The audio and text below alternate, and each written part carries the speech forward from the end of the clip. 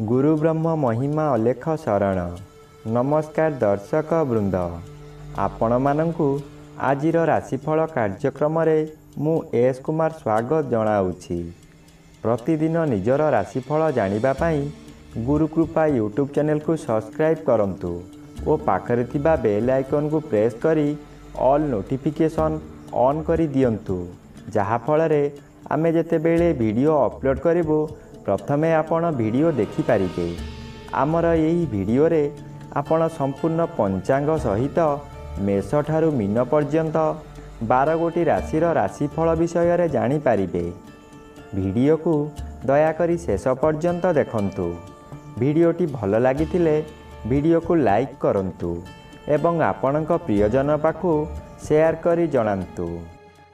एबे आसंतु जानिबा आज दिनर संपूर्ण पंचांग विषय। आज 2025 मसीहा अप्रैल मास 27 तारिख रविवार, दिल्ली सौराब्द सन 1432 साल, स्वाधीन भारताब्द 78 वर्ष, महिमाद 198 वर्ष।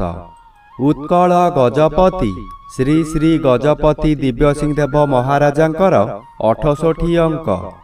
सौरस्व वैशाख मास 14 दिन। चांद्रमते अमावास्या तिथि रात्रि 11 घंटा 25 मिनिट पर्यंत। आजिर सूर्योदय विरजा क्षेत्र को 5 घंटा 22 मिनिट मेष लग्न 1 दंड 47 लिता गते उदय। आजिर सूर्यास्त विरजा क्षेत्र को 6 घंटा 3 मिनिट तुला लग्न 2 दंड 26 लिता गते अस्त। आज मेष चंद्र 60 दंड अश्विनी नक्षत्र रात्रि 11 घंटा 12 मिनिट पर्यंत। आज जन्मित शिशुर मेष राशि क्षत्रिय वर्ण देवगण रात्रि 11 घंटा 12 मिनिट गते नरगण। आज मृत व्यक्तिर 1 पाद पुष्कर दोष निषिद्ध खाद्य। आज आमिष बिरी मसूर अदा निम्ब और दग्ध द्रव्य भोजन निषेध अटे। आजिर अमृत योग प्रातः 6 घंटा 9 मिनिट गते 9 घंटा 21 मिनिट मध्य एवं रात्रि 7 घंटा 39 मिनिट गते 9 घंटा 15 मिनिट मध्य। आजिर महेंद्र योग प्रातः दिवा 7 घंटा 10 मिनिट मध्य, संध्या 6 घंटा 50 मिनिट गते रात्रि 7 घंटा 40 मिनिट मध्य एवं रात्रि 12 घंटा 27 मिनिट गते शेष रात्रि 3 घंटा 39 मिनिट मध्य। आजिर काल बेला एवं 12 बेला दिवा 10 घंटा 4 मिनिट गते 1 घंटा 12 मिनिट मध्य। आजिर काल रात्रि रात्रि 12 घंटा 3 मिनिट गते 1 घंटा 37 मिनिट मध्य। आजिर राहु काल अपराह्न 4 घंटा 30 मिनिट ठारू 6 घंटा मध्य। आज मेष राशिर घात चंद्र, घात नक्षत्र नाही, घात तिथि नाही। मेष राशिर घात 12। प्रिय बंधुगण, एबे आसंतु जानिबा मेष ठारू मीन पर्यंत 12 गोटी राशिर राशिफल विषय रे। राशि चक्रर प्रथम राशि मेष राशि। आज मेष राशि जन्मित व्यक्ति मानक सकाशे घात चंद्र भोग हेउथिबारु अशुभ फल मिलिब। हठात काहा सहित कथा कटाकटी होई गंडगोलर रूप नेई पारे। यही समय रे जानवाहन दुर्घटना मध्य घटी पारे।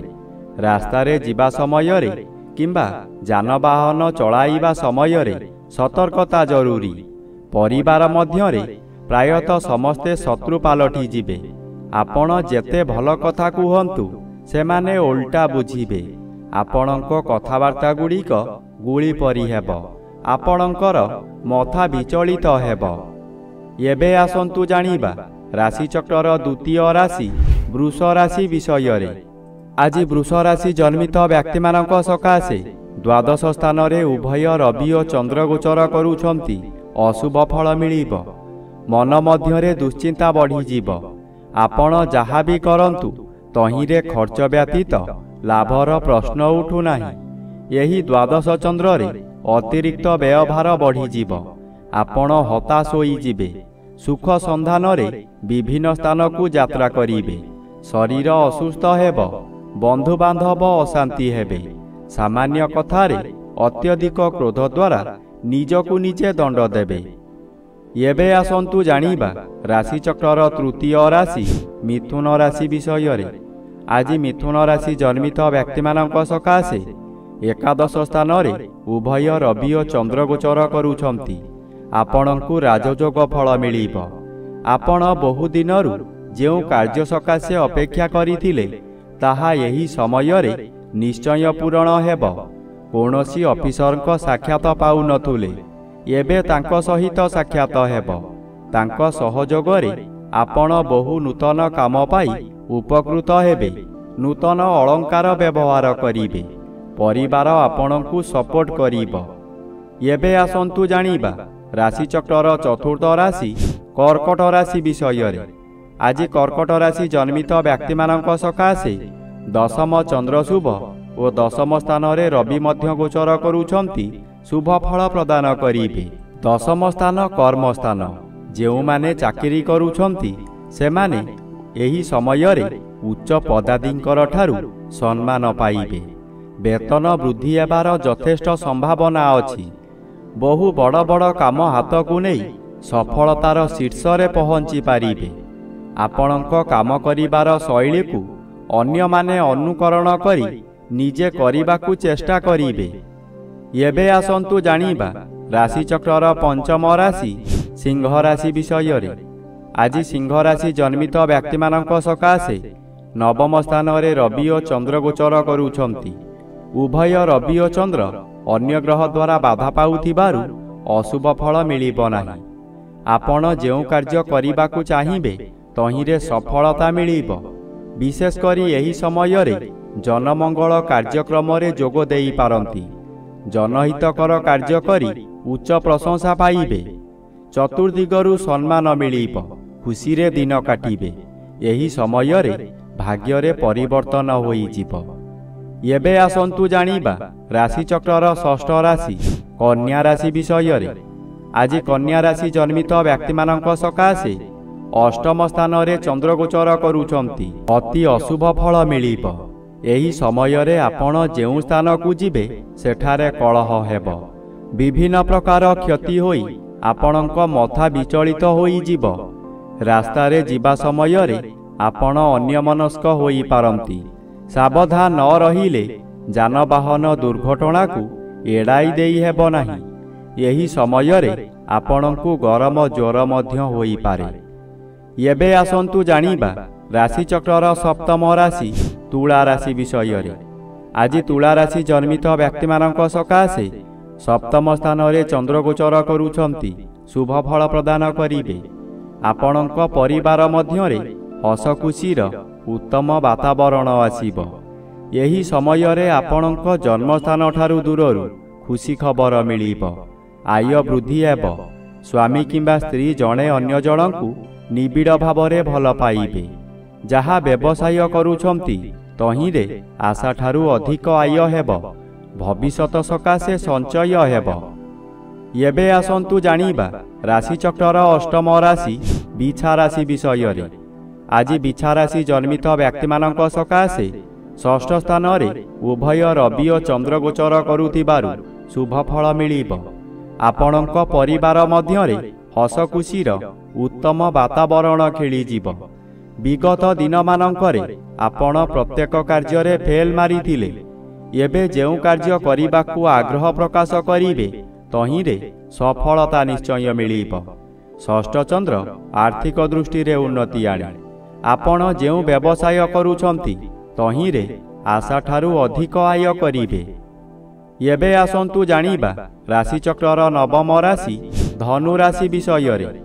ଆଜି ଧନୁ ରାଶି ଜନ୍ମିତ ବ୍ୟକ୍ତିମାନଙ୍କ ସକାଶେ ପଞ୍ଚମ ରବି ଓ ପଞ୍ଚମ ଚନ୍ଦ୍ର ଉଭୟ ବାଧାପ୍ରାପ୍ତ ଅଛନ୍ତି। ଅଶୁଭ ଫଳ ମିଳିବ ନାହିଁ। ଆପଣଙ୍କ ସ୍ୱାସ୍ଥ୍ୟ ଉତ୍ତମ ରହିବ।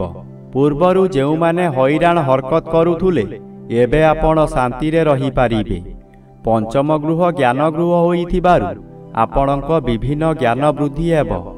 ଆପଣଙ୍କ ଉପସ୍ଥିତ ଜ୍ଞାନ ବଳରେ ବହୁ ବଡ଼ ବଡ଼ ବିପଦରୁ ମୁକୁଳି ଯିବେ। ବହୁ କାମରେ ହାତ ଦେଇ ଆପଣ ସଫଳ ହେବେ, ଶୁଭ କର୍ମମାନ କରିବେ। ଏବେ ଆସନ୍ତୁ ଜାଣିବା ରାଶିଚକ୍ରର ଦଶମ ରାଶି ମକର ରାଶି ବିଷୟରେ। ଆଜି ମକର ରାଶି ଜନ୍ମିତ ବ୍ୟକ୍ତିମାନଙ୍କ ସକାଶେ ଚତୁର୍ଥ ସ୍ଥାନରେ ଚନ୍ଦ୍ରଗୋଚର କରୁଛନ୍ତି। ଆଜି ବେଶୀ ବିଚଳିତ ଲାଗିବ ନାହିଁ। ଧୈର୍ଯ୍ୟର ସହିତ ଆଗକୁ ଆଗକୁ ମାଡ଼ିଯିବେ। ଅର୍ଥ ଆସିବାର ବାଟ ଫିଟିଯିବ, କିନ୍ତୁ ତତ୍କ୍ଷଣାତ୍ ମିଳିବ ନାହିଁ। ଚାକିରି କରୁଥିବା ବ୍ୟକ୍ତିମାନେ ଶୁଭ ଖବର ପାଇ ଆନନ୍ଦିତ ହେବେ। ଚତୁର୍ଥ ସ୍ଥାନ ବିଦ୍ୟାସ୍ଥାନ ଓ ମାତୃସ୍ଥାନ ହୋଇଥିବାରୁ ମାତୃ ସହିତ କିଛି କଥା କଟାକଟି ହୋଇପାରେ। ବିଦ୍ୟାର୍ଥୀମାନେ ବିଦ୍ୟାରେ ଉନ୍ନତି କରିବେ। ଏବେ ଆସନ୍ତୁ ଜାଣିବା ରାଶିଚକ୍ରର ଏକାଦଶ ରାଶି କୁମ୍ଭ ରାଶି ବିଷୟରେ। ଆଜି କୁମ୍ଭ ରାଶି ଜନ୍ମିତ ବ୍ୟକ୍ତିମାନଙ୍କ ସକାଶେ ତୃତୀୟ ସ୍ଥାନରେ ଉଭୟ ରବି ଓ ଚନ୍ଦ୍ର ଗୋଚର କରୁଥିବାରୁ ଅତି ଶୁଭ ଫଳ ମିଳିବ। ଏହି ସମୟରେ ବହୁ ଚେଷ୍ଟା କରି ବାରମ୍ବାର ବିଫଳ ହେଉଥିବା କାର୍ଯ୍ୟ ହଠାତ୍ ଆପଣଙ୍କ ସପକ୍ଷରେ ଯିବ। ବହୁ ଅର୍ଥର ମାଲିକ ଆପଣ ହୋଇପାରନ୍ତି। ପୂର୍ବରୁ ଖରାପ ଥିବା ସ୍ୱାସ୍ଥ୍ୟ ଏହି ସମୟରେ ମନର ବଳ ବୃଦ୍ଧି ପାଇଥିବାରୁ ସ୍ୱାସ୍ଥ୍ୟ ଉତ୍ତମ ରହିବ। ବନ୍ଧୁବାନ୍ଧବ ଆପଣଙ୍କର ପ୍ରଶଂସାଗାନ କରିବେ। ଉପରିସ୍ଥ ଅଫିସର ଆପଣଙ୍କ କାର୍ଯ୍ୟ ଦେଖି ପୁରସ୍କୃତ କରିପାରନ୍ତି। ଏବେ ଆସନ୍ତୁ ଜାଣିବା ରାଶିଚକ୍ରର ଦ୍ୱାଦଶ ବା ଶେଷ ରାଶି ମୀନ ରାଶି ବିଷୟରେ। ଆଜି ମୀନ ରାଶି ଜନ୍ମିତ ବ୍ୟକ୍ତିମାନଙ୍କ ସକାଶେ ଦ୍ୱିତୀୟ ସ୍ଥାନରେ ଚନ୍ଦ୍ରଗୋଚର କରୁଛନ୍ତି। ଅଶୁଭ ଫଳ ମିଳିବ। ଆପଣ ବହୁ ସମାଲୋଚନାର ଶିକାର ହୋଇପାରନ୍ତି। ଆପଣ ଯେଉଁ କାର୍ଯ୍ୟ କରିବେ ତହିଁରେ ପ୍ରତ୍ୟେକ ବ୍ୟକ୍ତି ପ୍ରବଳ ବିରୋଧ କରିବେ। ଏହି ସମୟରେ ଆପଣଙ୍କର ନାସା କର୍ଣ୍ଣ ଚକ୍ଷୁ ଆଦିରେ ଆଘାତ ଲାଗିପାରେ। ସାମାନ୍ୟ କଥାରେ ଆପଣ ଉତ୍ତେଜିତ ହୋଇଯିବେ ଓ ନିଜ ଜିଦ୍ ରଖିବାକୁ ଯାଇ ବହୁତ ଅର୍ଥହାନି କରିବେ। ଏହି ସମୟରେ ଆପଣଙ୍କ ପରିବାର ଲୋକମାନେ ଆପଣଙ୍କୁ ବିରୋଧ କରିବେ।